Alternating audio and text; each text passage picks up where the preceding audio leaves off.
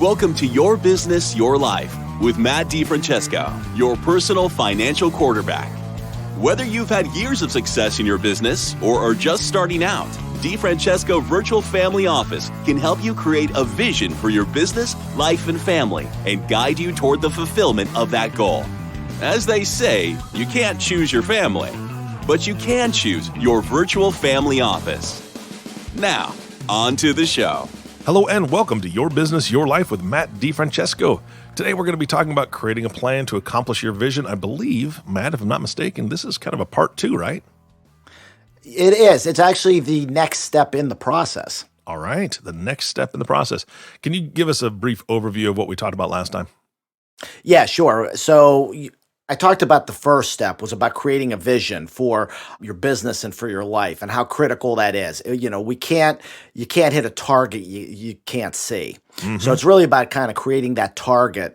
Then now we want to put together a plan that will enable us to hit that target.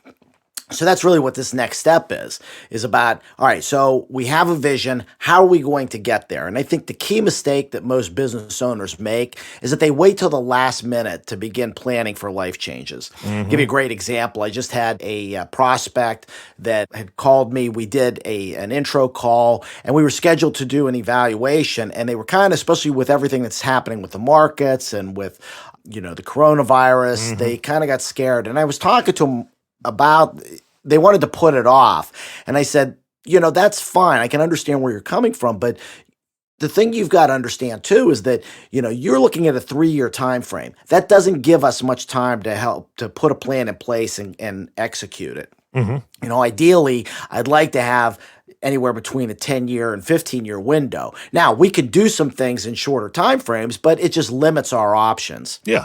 So how do they take that feedback or that news? It's interesting because I think people sometimes have to step back and they kind of paused and they said, that does make sense. And again, that's a lot of what our jobs are, especially, right now. And, as we record this, we're in the midst of the coronavirus. Mm-hmm. We're in the midst of lots of market volatility, and people tend to panic.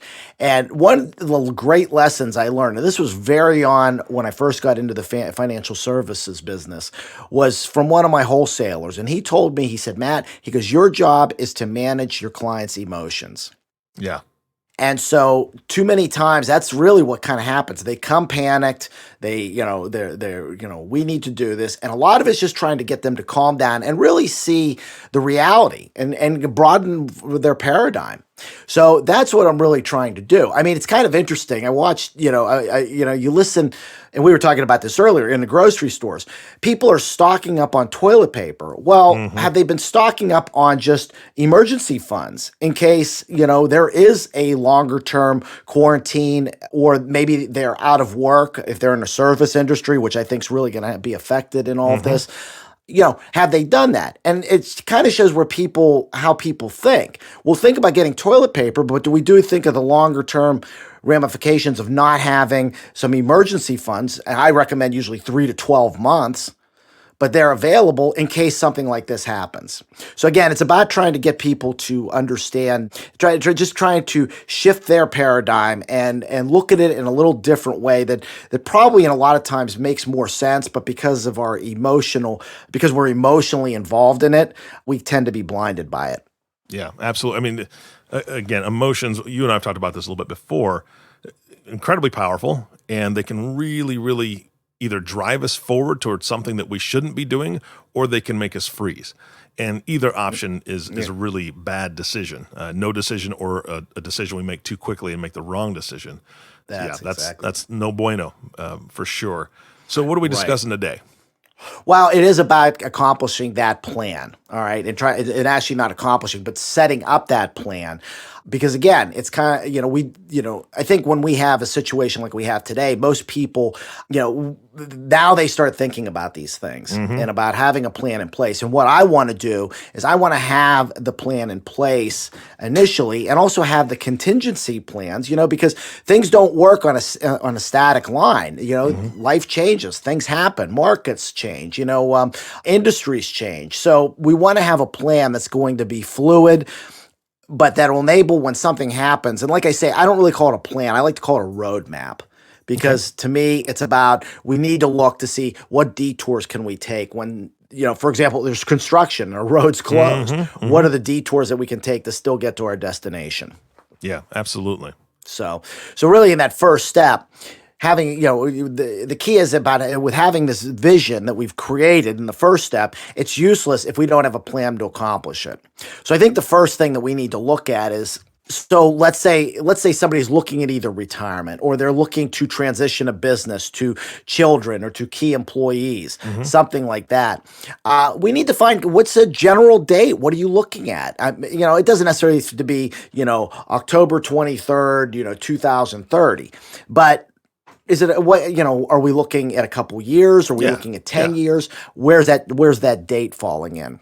Yeah, just a general idea. I'm looking to be done in 7 to 10 years. Even something like that gives you a really good track to run on to say, okay, so let's see what we need to accomplish. Let's go with the short side of that and say, you want to be done in 7 years? What do we need to accomplish there? If we have the full 10 years, here's some things we could do that may be a little bit better for that scenario. But if you want to be done in 7, I'm not going to argue with you. Right. That's exactly right. That's exactly right. And like we've said before, things happen. Sometimes you need to have some flexibility, but at least if we know that what that target is. And actually, I remember years and years ago, I had a mentor of mine that talked to me about, a goal is a goal is a dream with a date on it. And if we don't accomplish that goal, that doesn't mean that goal was a bad goal. Maybe it was not accomplishable within the time frame that we set. Yeah.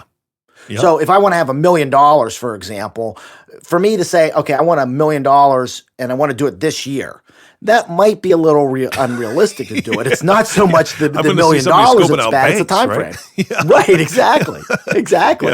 Yeah, we don't want to be in line buying scratch tickets to accomplish that goal at the last minute. But I see what you're saying, and it's so funny that you brought up the $1 million because that's the first thing I thought of. If because of the scalability of it, if you have a goal to accumulate $1 million within 10 years, and at the very end of year 10, you've only accomplished $950,000. You know what? You did pretty doggone good.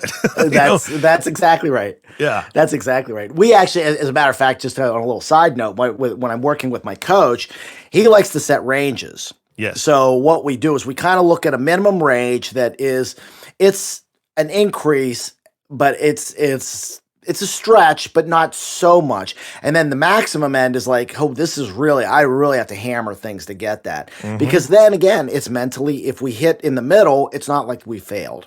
Yeah. Yep. Yeah. Because like you said, things come up, things can derail us a little bit. The biggest thing is that you don't lose sight of that goal. You don't lose sight of what the end product is, no matter what that is, whether that's retirement, whether that's a successful transition of a business. As long as you're not taking your eyes off that, even if you have to detour a little bit, your eyes are still back on that path. I mean, you may have to turn your head a little bit to see it, but you're going to be getting back to that direction as soon as possible because that's what you truly want. How do you keep your clients motivated through this process when they hit speed bumps and when they hit potholes and things like that in that journey? Yeah, well, I think the first thing is you want to make a plan that's fluid because stuff happens in life and you need to have a plan that's adaptable to change. I think the second thing is, again, being able to kind of get them in an emotional place where they understand that we do have a plan in place and we do have contingency plans should this not adjust. So should it not work in the way that we originally had planned. Give you an example. So I had a client who we were working on a business transition. His sons were in the business, but it really wasn't working out. And it was really starting to create a lot of conflict within the family. And it became very obvious that they just couldn't work with dad, that we needed to kind of send them away and get some experience in other areas. Will they come back? Who knows? I mean, that could be how things happen. But at this point, we needed to make adjustment to the plan and say, they're not really the transition team right now. So again, but we had this plan. It caused a little bit of trauma, especially between the husband and wife who owned the business. And I had to kind of sit down with them and say, look, I understand that this is, traumatic and we want to have our kids involved, but let's look at it this way. And I kind of showed them how if we start moving down this direction, we start working with some of the key employees, because I had some really good guys that were able and capable to take over certain aspects of the business. And, I also showed them, I said, who's to say that the two sons, after they've gotten some experience out in the real world, come back and now are much better equipped. And again, we just try to put, emotionally frame it for them in a way that they can digest better. And I think that's the biggest thing is getting, again, and I've said this before in other podcasts, sometimes my job is more psychologist than it is financial guy. Yeah. Well, I think you're spot on with that. And here's why I say that. I worked with a very large company. It was actually a nonprofit. And one of the things that they did, and I found this very interesting. When I was younger, I didn't understand it as much. And then as I began to develop in business and understand mentalities and the psychology of different things, I really began to understand it. This organization, if you wanted to be in the higher management levels, I mean, we're talking the highest levels within the company, 90% of the time, the person that wanted to kind of be in that position or the person that they were trying to kind of groom for that position, they would want them to leave the organization. So they may have worked for this organization for 10, 15 years, but when they rise to that level where they're going to possibly get into that upper crust of management, they wanted them to leave the organization for a year or two to go into a different company, different organization, just to get different experience, to gain some knowledge outside the company, and then come back. If they wanted to come back, they would come back and they'd be prepped and ready for that upper management level thing. And it was interesting to see different people do this throughout the years that I was connected with, that I was friends with. I knew that they were leaving, and then I kind of knew, okay, you're gunning for an upper position. Oh, no, I don't know what I'm going to do. It was all kind of on the down low. No. We knew. You're going out to get outside experience and then to come back and bring more experience to that role, which was fantastic. And they were so much more successful. Exactly. And different perspectives too. And I think that's the key thing. Every business I've worked in, if the kids were part of the transition or succession plan, the ones that have really worked are the ones where they get outside of their family business environment. Because again, like you said, they kind of learn how the real world works. Okay. Second, they get a different perspective on things and they bring that back to the business. And, what's the old saying in family businesses? Rags to riches to rags in 3 generations, right? Yep. And a lot of that's because we do some of the same things or we've never learned the lessons from the outside world because we're kind of stuck in our own family paradigm. And it's those kids that get outside and then come back that tend to make the businesses stronger. Exactly. And if you've been working for the same company, the same business for 10 to 15 years, like in my example, you're I don't want to say brainwashed, but really kind of brainwashed in one way. So being able to go out and get that other perspective, you're going to see in another company positives that your business isn't doing and negatives that you want to avoid. So you come back with so much more knowledge and ability to govern and steward that business to the next generation. So it's not, going from riches to rags. You know what I mean? So I think that's fantastic and that's great advice. What other things should they be considering when kind of going through this process? Well, I think there's a number of different things. First off, we want to ensure that they have adequate funds and cash flow streams that are going to allow them to live the lifestyle that they want. Too many times they get locked into just their whatever that business is and the revenue that generates. And the only problem with that is if something happens either to that industry or to their business and that cash flow stream gets cut off or shrunk, they're stuck. Yeah. So we want to try to have adequate and different types of cash flow streams. I think the second thing, and this is a huge one for business owners, is minimizing their current and future tax liabilities. So how do we structure things to help to minimize what they currently pay in taxes and also possibly what they may look at down the road, as far as tax liability. We want to create business structures that will provide multiple independent income streams. And that can also, a lot of times, provide opportunities for other family members who may not have an interest in the business or directly in the business, but maybe have an interest in some either type of ancillary business. So again, we start creating almost like an umbrella within the family businesses with these pods of other businesses that all have these different cash flow streams. And the fourth one is ensuring that you have adequate risk management vehicles in place. So in case of an emergency, and I'll discuss that more in a later podcast. Okay. But those are I think the 4 main things that you want to consider as you put together this plan. Yeah, and each one of those is important, obviously. And so you said Right. I think you said ensuring you have adequate risk management, Correct. and you're going to discuss that in a future podcast. Is that going to be soon? Yes. Because that's very interesting to me how you do that. Yeah, that's actually the next one. So, Oh, okay. but actually, Perfect. the first, and actually, that kind of leads me into the key component of this plan because it really is. It's probably the first part of the risk management vehicle, and it's what I call the self buyout program. Okay. So, how that works is most business owners they pump money back into their businesses. You know, they always say that your best investment is in yourself, and so that's what they do. Typically, they tend not to be very liquid, all right? Because why? They're taking money, cash flow from the business, bringing it back into the business. But what I find is that then when this time comes, this inevitable time where they want to transition, whether they want to sell the business, whether they want to, transition it to the kids, and they have to look at retirement income options, they don't have a lot of flexibility. They're pretty much at the mercy of whatever they can sell the business for, and it kind of takes the control out of their hands. So what I like to have business owners do is utilize personal savings habits in their business. Let's put money away. And what this will allow them to do is have leverage when the transition time comes. So think of it this way. They're putting money away. All of a sudden, we do this over a 10, 15-year period. They've got a couple $1,000,000. Now they want to transition the business. They're not at the mercy of taking the best offer. They can find a multiple that they're comfortable with, or if they want to transition it to the children or to a key employee, they've got other funds that they can pull cash flow from, so they're not at the mercy of that business to continue to run. Got it. Okay. So how we basically structure this, again, some of the key components of the self buyout plan, we want to look at this in a number of areas. So typically where I start is with your traditional tax deferred vehicles. So your 401ks, your profit sharings, if they have real good, cash flow, we may look at a cash balance plan.